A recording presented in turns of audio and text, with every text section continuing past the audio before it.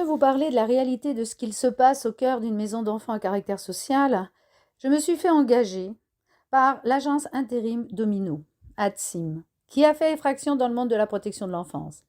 Cette entreprise privée remporte ses premiers marchés et compte faire de l'accueil des enfants placés une nouvelle source de profit. De fait, je me suis engagée comme éducatrice, bien sûr non diplômée. L'impossible est devenu possible. Et je sais que je vais pouvoir témoigner de ce qui se passe derrière les portes d'une institution.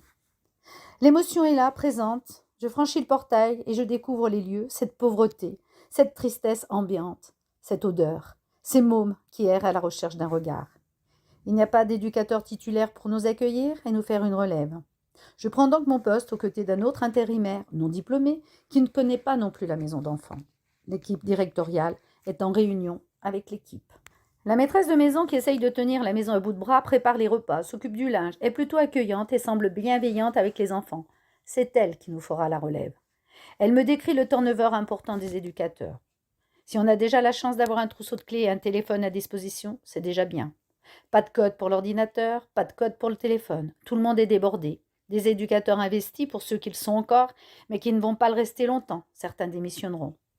C'est vraiment incroyable et insoutenable de voir ces enfants et ces jeunes adolescents livrés à eux-mêmes, déscolarisés pour la plupart. Certains ont déjà connu des séjours de rupture, sont revenus à la MEX, personne n'en veut, on les nomme les incasables ou les patates chaudes. Certains souffrent de troubles du comportement, des traitements lourds comme le tertien sont donnés par des éducateurs. La charge mentale est intense, tout peut exploser d'un moment à l'autre, les jeunes sont violents entre eux et avec l'équipe, quelques-uns effectivement pourraient passer à l'acte.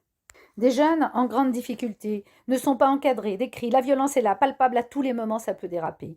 La MEX accueille des enfants de 6 à 18 ans et plus, les jeunes majeurs sont logés dans des petits studios lorsqu'ils bénéficient du contrat jeune majeur. D'autres, proches de la majorité, vont partir sans savoir où aller. La rue les attend vraisemblablement, ils en ont très peur. Il faut être en alerte, constamment pour éviter le pire. Les cadres partent à 17 heures le plus souvent, sans nous dire au revoir. Les insultes fusent, les gros mots, les agressions verbales constantes, pas de calme, pas de repos, les adultes ne sont pas respectés. C'est le début de l'été, il fait très chaud. La maison bourgeoise qui héberge les enfants ne possède pas de volets aux fenêtres. Il y a quelques ventilateurs dans les chambres qui ne suffisent pas à rafraîchir l'espace. Un ventilateur bancal et 3 chaises se trouvent dans le bureau des éducs qui est tellement petit que l'on n'arrive même pas à se déplacer. Il est difficile de se concentrer dans de telles conditions. Les jeunes entrent et sortent sans autorisation, nous sollicitent sans relâche. Je poursuis ma visite et découvre des barreaux aux fenêtres, des barbecues rouillés posés dans un coin inutilisable. Le terrain de foot est envahi par les herbes hautes. Le personnel doit garer sa voiture à l'extérieur de l'établissement, mais les dirigeants, quant à eux, chefs de service, directeurs, évidemment, se garent à l'intérieur. La raison donnée aux éducateurs ? Les enfants peuvent abîmer les voitures, mais quand on voit celle des cadres et de l'administratif, on peut se questionner sur la pertinence de cette raison.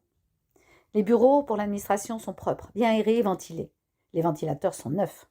De grands fauteuils sont installés sur des bureaux imposants. Se trouvent des ordinateurs, une imprimante est à disposition du personnel. Les conditions de travail sont optimum. Les éducateurs, quant à eux, ont un clavier d'ordinateur sur lequel il faut deviner les lettres et les chiffres. On sent bien la différence de traitement des cadres.